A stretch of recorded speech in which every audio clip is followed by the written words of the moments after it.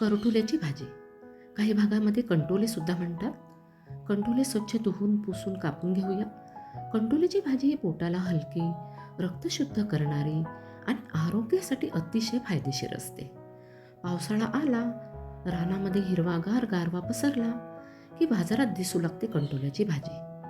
थोडीशी करकरीत परंतु चवीला थोडी वेगळी, अतिशय पौष्टिक.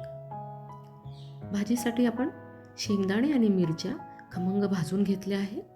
त्यामध्ये घालूया लसूण पाकळ्या आणि आले आणि अगदी थोडे पाणी घालून आपल्याला वाटण करून घ्यायचे आहे. पाणी आपल्याला कमीच घालायचे आहे.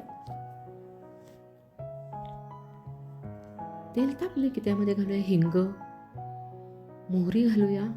मोहरी छान तडकली की जिरा, वाटण घालूया.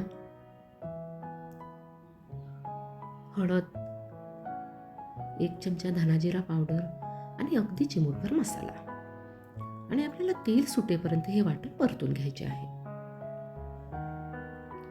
नंतर घालूया कंटोले आणि मसूर डाळ आपण 10 मिनिट आधीच भिजवून ठेवली होती पाण्यामध्ये. आपल्याला गरम पाणी घालायचे आहे. कन्सिस्टन्सी बघायची आपल्याला हवी तशी.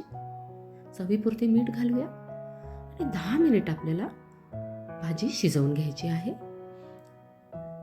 10 मिनिटानंतर बघूया भाजी शिजली आहे की नाही.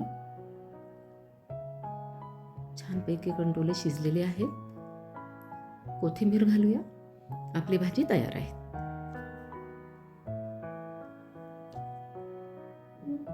तर झणझणीत कंटोल्याची भाजी आणि सोबत कढी आणि ज्वारीची भाकरी.